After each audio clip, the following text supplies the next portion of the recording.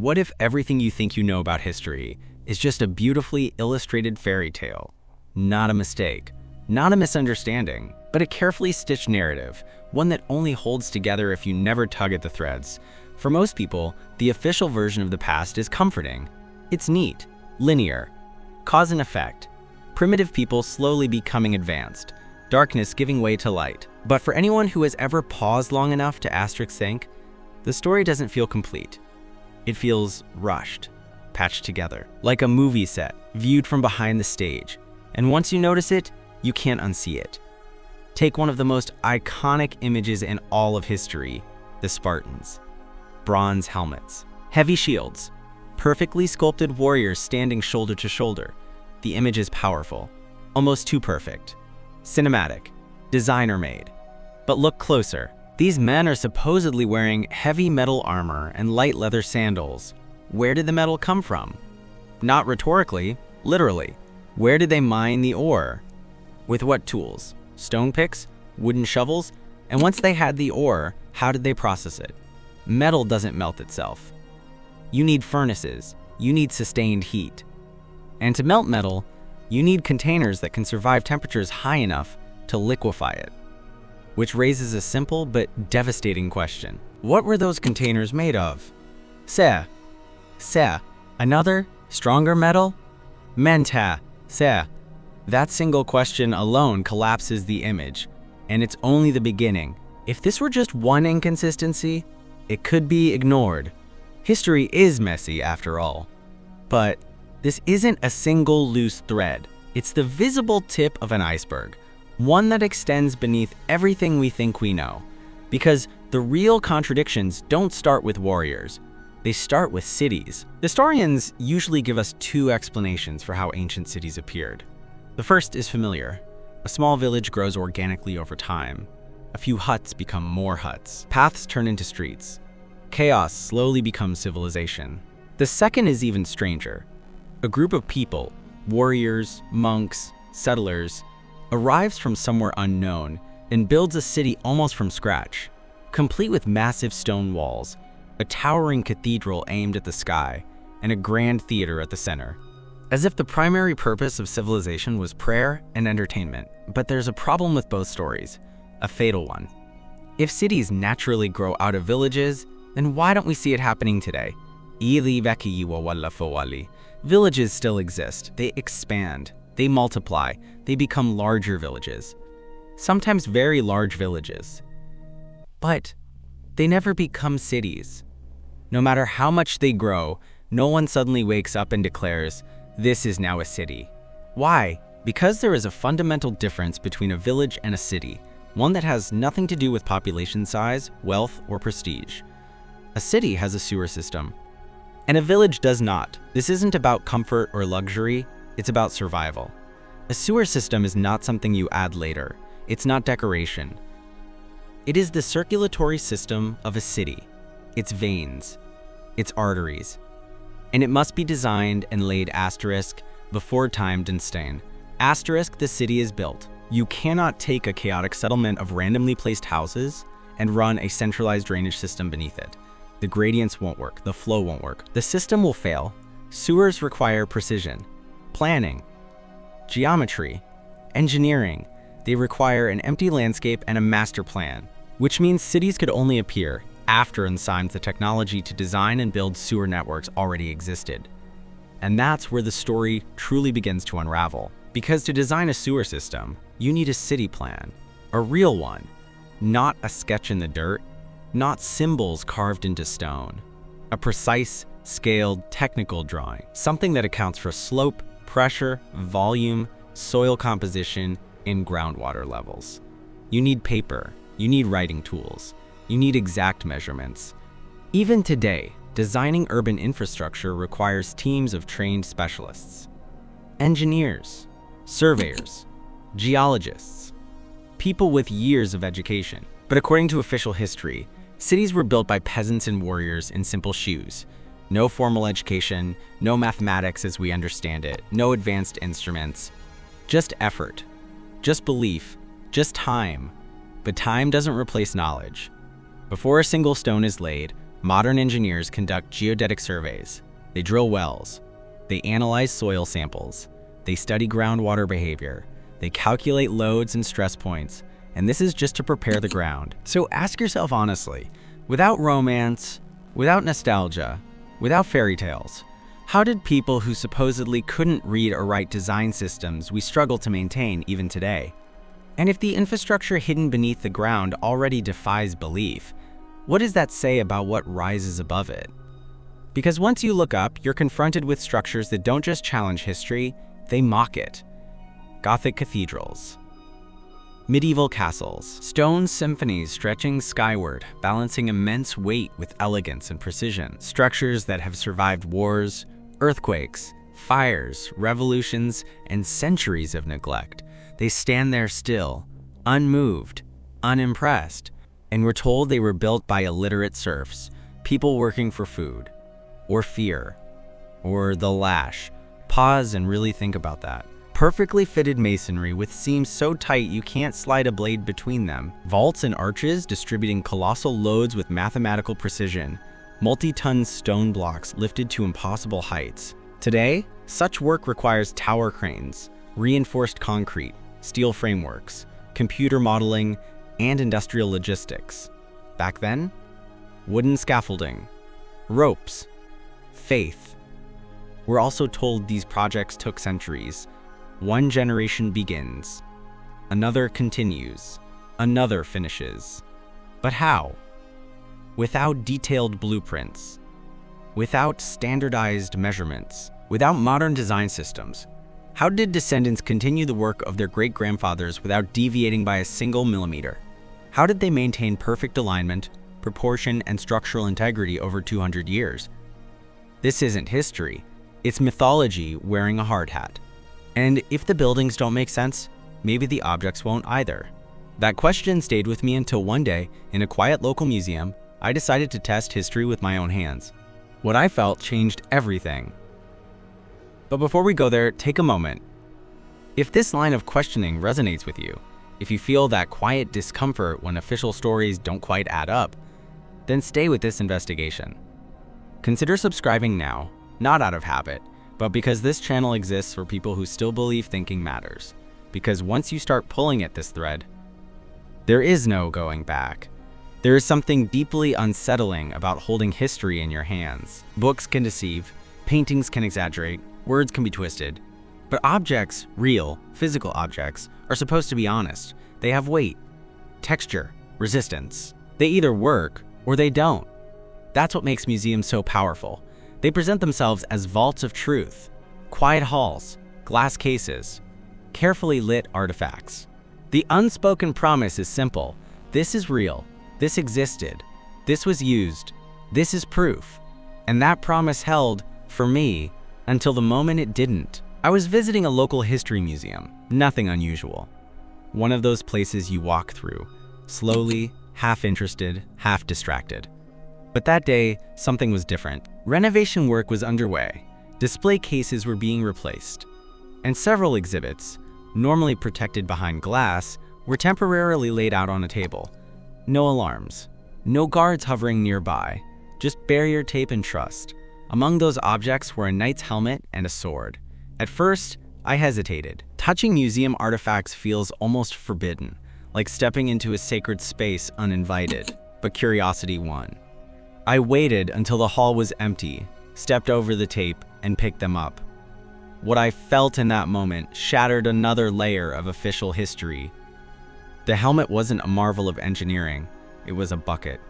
A crudely shaped metal bucket with narrow slits for vision. Thick, heavy, dead weight. I'd estimate between 10 and 12 kilograms, 22 to 26 pounds, resting entirely on the head and neck. Try to imagine that. Not for a ceremony, not for display, but for combat. Just holding it in my hands, I could feel the strain. Wearing it for more than a few minutes would be exhausting. Fighting in it? Moving quickly?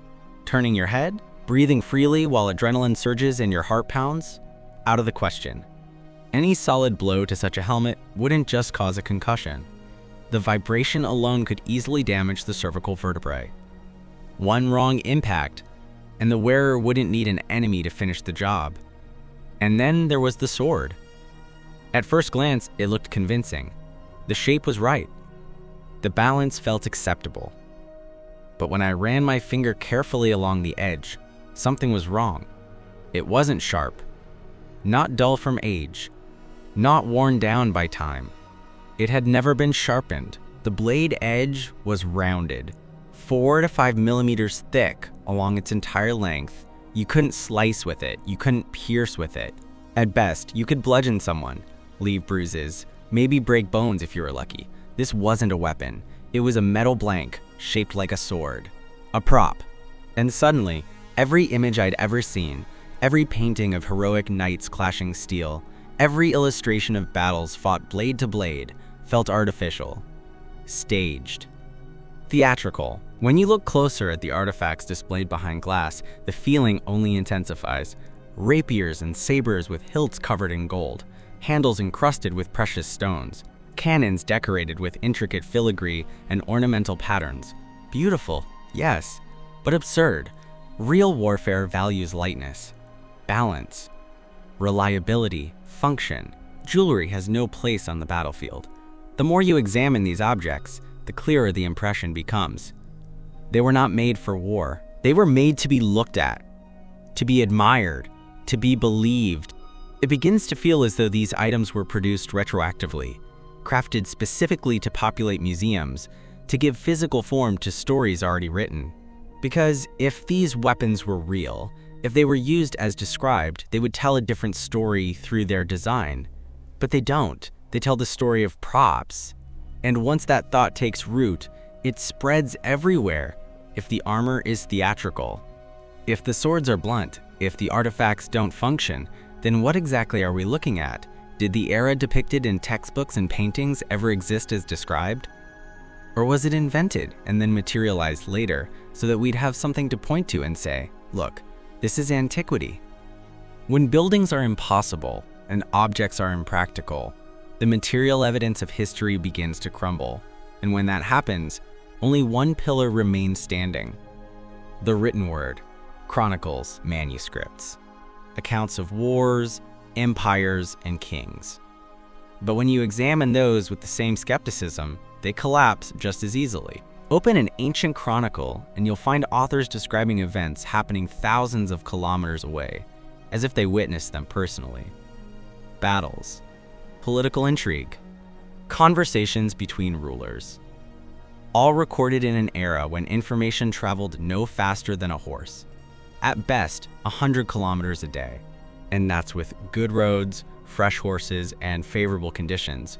Most people had none of that. So how did these authors know such details? Yevermans, every raise, and then there's the wars. According to history books, wars of the past were strangely simple. Generals gathered massive armies and marched them across continents on foot. Alexander the Great decided to conquer the known world and simply walked his phalanxes across deserts, mountains, and rivers, thousands of kilometers from home. Napoleon marched to Moscow. But here's the question no one wants to answer. How do you feed an army of hundreds of thousands of men and tens of thousands of horses on a months-long campaign through foreign, hostile, and often devastated territory? Food, water, fodder, weapons, clothing, medical care. Modern military logisticians will tell you this is nearly impossible, even with railways, trucks, and aircraft. Yet we're asked to believe it was done with ox-drawn carts. And it doesn't stop there. Consider the conquistadors. A few hundred men from a small European country sail across the ocean on wooden ships and conquer an entire continent populated by millions. Not only conquer it, but build cities and teach the native population a new language, or the British Empire. It colonized India thousands of miles away, built cities, imposed administration, infrastructure, and culture. Think about the scale of that operation. The cargo, the manpower, the weapons, the food, the time, all transported on wooden ships. Now compare that to today, with satellites, cargo planes, container ships, global supply chains, and industrial production. We struggle to rebuild a single city destroyed by war.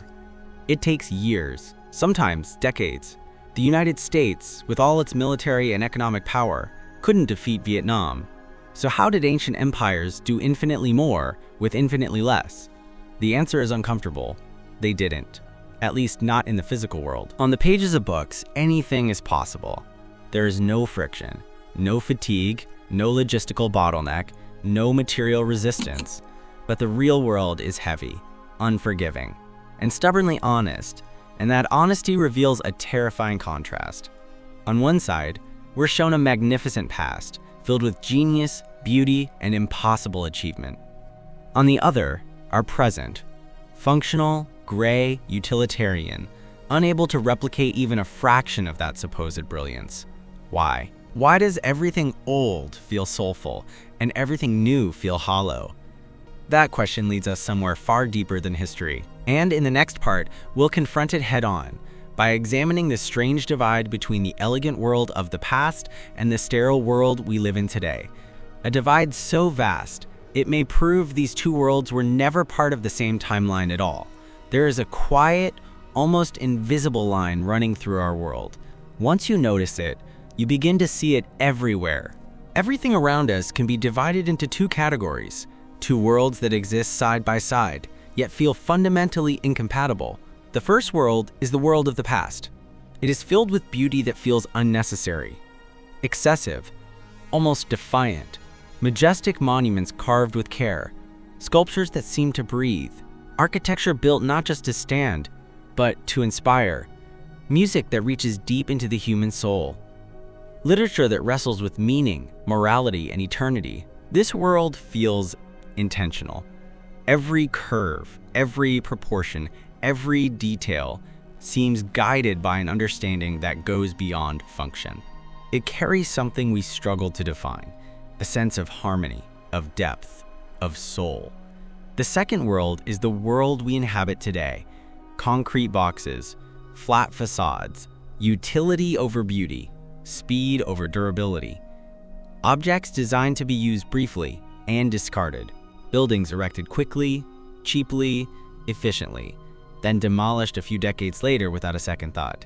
We call cultural centers palaces, yet they resemble warehouses. We call apartment blocks homes, yet they feel interchangeable, anonymous, temporary. This isn't nostalgia speaking, it's contrast. And the contrast is brutal. The common explanation is simple and comforting. People in the past knew things we've forgotten. They possessed lost technologies, secret knowledge, techniques that vanished with time. Leonardo da Vinci is often cited. We're told he could apply layers of paint just microns thick, creating the illusion of living skin. And despite modern chemistry, optics, and digital analysis, we supposedly can't replicate it. But pause. Does that make sense? Humanity has not regressed technologically. We've accumulated more knowledge than ever before. We have millions of textbooks, precision instruments, global communication, machines capable of operating at atomic scales. How could we forget how to do something? Progress doesn't work that way. If superior technologies existed in the past, they wouldn't vanish without a trace. They would leave behind prototypes, transitional forms, failed experiments, a visible evolutionary ladder. But we don't see that. Instead, we see the opposite. As technology advances, aesthetics degrade. As capabilities increase, craftsmanship disappears. As efficiency rises, meaning evaporates. We can split atoms, but we can't build a Gothic cathedral. We can map the genome, but we can't create a city that feels alive. We produce more than ever, yet everything feels disposable. The explanation of lost knowledge begins to feel like a distraction. A convenient way to avoid facing a much darker possibility. What if these two worlds, the elegant past and the utilitarian present, are not connected by a smooth historical progression at all? What if one does not flow from the other? What if they belong to entirely different cycles, different iterations, different runs of the same system? Consider this possibility. What if our world periodically resets? Pi Pavel. Not metaphorically, literally, like a computer rebooting. At the moment of such a reset, everything temporary, everything crude, rushed, and imperfect disintegrates. Concrete crumbles, Steel rusts, mass-produced objects return to dust. And what remains? Mari Baldul Bahail Fire Nikek, she bid, only that which was never truly human-made. Only that which belongs to a higher order. The cathedrals, the palaces, the monuments. Indestructible, not because of superior technology, but because they were never meant to decay. According to this view, these structures are not relics of our ancestors. They are artifacts of the system itself, recreated after every reset, restored by light, by design, by something far beyond our understanding. We merely discover them. Then, we invent stories to explain them. We assign dates, names, dynasties, builders. We write history around them to make them fit into our limited worldview. This idea is unsettling because it removes humanity from the center of creation. But it explains the contradiction perfectly. Why we live surrounded by beauty we cannot replicate. Why we maintain structures we could never build. Why our present feels disconnected from the grandeur of the past. And once you accept that possibility, a far more uncomfortable question emerges. Why does this world exist at all? Most people believe the world was created for happiness, for pleasure, for fulfillment. But if that were true, why is happiness so elusive? Why is human history an endless chain of suffering, wars, illness, injustice, and loss? Popular culture offers simple villains, reptilians, dark elites, evil demiurges, a simulated matrix, a devil, a hidden cabal. Pick your myth. But let's imagine, just for a moment, that all of them are gone. No oppressors, no hidden masters, no manipulation.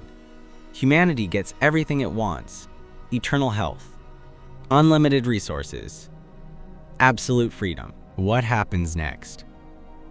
Anyone who understands human nature knows the answer. Endless consumption, endless pleasure-seeking, excess without meaning, bodies indulged, minds dulled, spirits rotting in comfort. A slow, complete degradation. Is that what this intricate, terrifyingly complex world was created for? Of course not. A place designed for pleasure is called a resort. A place designed for struggle, testing, and transformation has a different name. A proving ground. And that is what Earth begins to resemble. Not a home, not a paradise, but a test. A place where souls are shaped through resistance, where choices matter because they hurt, where growth is forced by hardship. And that brings us to a word that quietly hides in plain sight. A word that may explain far more than we're ready to admit. The word is polygon. Some words are far older than we think. They survive empires, religions, languages, and even civilizations themselves. Their meanings shift on the surface, but deep underneath, the original idea remains quietly intact, waiting for the right moment to be noticed. One of those words is polygon. To us, it's harmless, mathematical, a term from geometry class, a shape with many sides, nothing more. But words don't begin their lives in classrooms.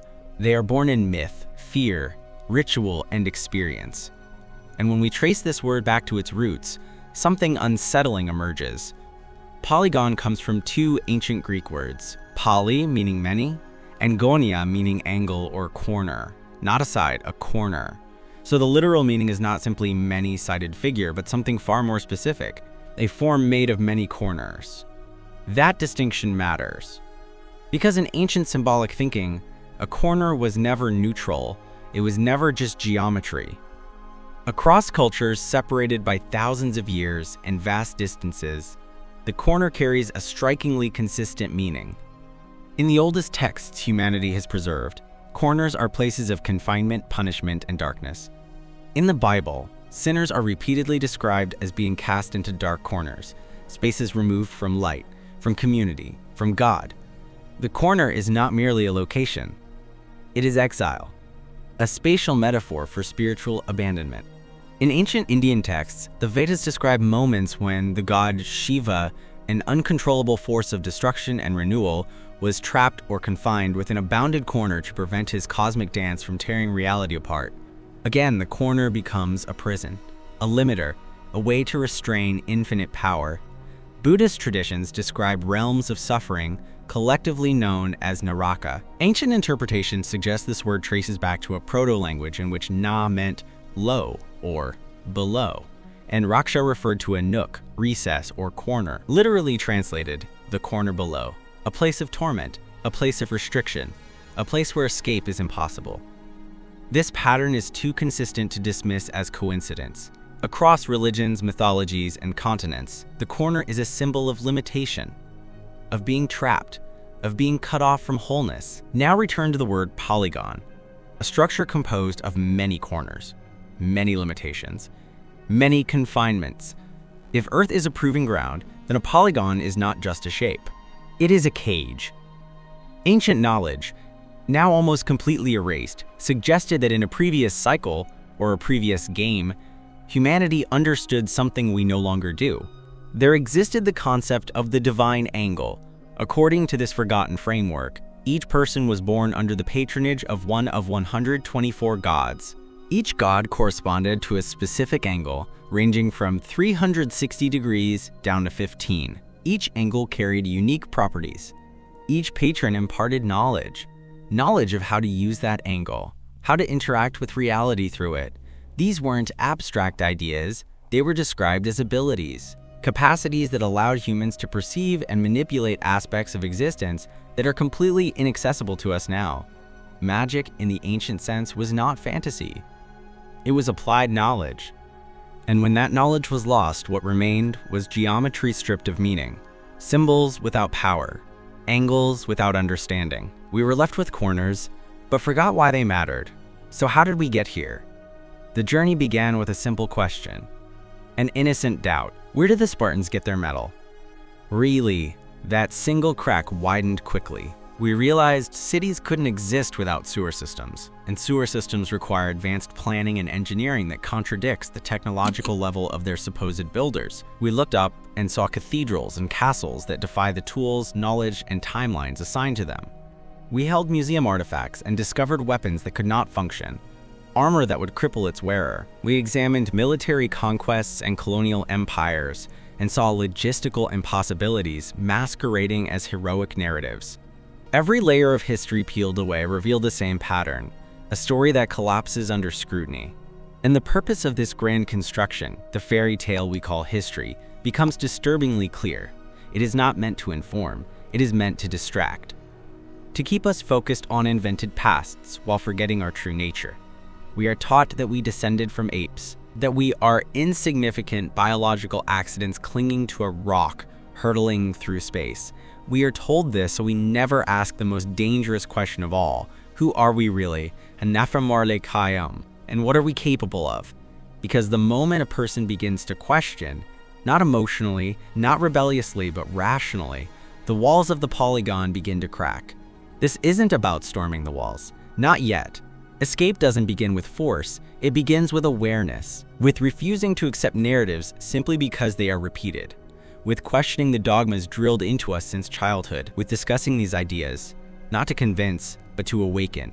Because awakening is contagious. One person begins to see, then another, and suddenly, the polygon doesn't feel quite as sealed as it once did. In the final part, we'll bring everything together, what this means for you, why suffering exists, and why what we call evil may be the very mechanism designed to make us stronger. This is where the story stops being about history and starts being about you. If this world is a proving ground, then suffering is not a mistake, it is the mechanism. This idea is deeply uncomfortable because it turns everything upside down. It forces us to question the most basic assumptions we've been taught since childhood: that pain is bad, that hardship is unjust, that a good world would be easy. But look honestly at what shapes a human being. Comfort does not build strength. Pleasure does not create wisdom. Ease does not produce depth. It is pressure that reveals character. It is loss that teaches value. It is struggle that forces growth. There is an old saying that cuts straight through our moral intuition. True good is often perceived as absolute evil by the majority. Illness, poverty, failure, injustice, loneliness. We label these things as evils, as flaws in the system, as evidence that something has gone terribly wrong. But what if they are not errors? What if they are training machines? What if they are training machines? What if every hardship is calibrated, not to break us, but to test us? In a proving ground, the obstacles are not accidents. They are deliberate. They are designed to push participants to their limits, to force choices, to reveal what cannot be seen in comfort. And this explains something that has always troubled humanity. Ahai do the kind suffer, Agab. My highs really cats, why do the cruel prosper? Agab ingru ens Agab prosper. Agab ens Agab angru ens Agab my hab. Agab ens Agab, why does the world feel unfair? My hab ingru en anhab ingru ens Agab. Because fairness is not the objective, transformation is. If this world truly is a polygon, a structure made of many corners, many limits, many confinements, then every restriction exists for a reason. Every boundary forces interaction. Every corner removes the illusion of infinite freedom and replaces it with responsibility. You cannot drift here forever. You must choose. Good or evil, truth or comfort, awareness or obedience. This is why the fairy tale of history is so important to the system. If you believe you are small, accidental, and powerless, if you believe your ancestors were primitive and you are merely a more efficient animal, you will never look for the exit. You will accept the polygon as reality itself. But the moment you question the story, the moment you notice the cracks, the moment you ask why the world does not add up, something changes. You stop consuming narratives and start examining them. You stop worshiping the past and start interrogating it. You stop waiting for saviors and begin taking responsibility for your own perception. And that may be the real test. Not whether you suffer, but whether suffering wakes you up or puts you to sleep. This entire journey began with a trivial question, a detail most people would dismiss. Where did the Spartans get their metal? From that single question, an entire structure collapsed. Cities without possible origins, buildings beyond their era, weapons that could never fight, empires that could never move, a past that exists beautifully on paper and nowhere else, and beyond history, a deeper truth emerged. This world is not here to entertain us, it is here to refine us. The exit from the polygon does not come from tearing down institutions or fighting imaginary enemies. It begins internally, with awareness, with clarity, with the refusal to accept reality as it is presented without examination. That is why discussions like this are discouraged, mocked, buried, shadowed. Because a single awakened mind is dangerous. And awakened minds tend to find each other. If this video unsettled you, even slightly, then it did its job.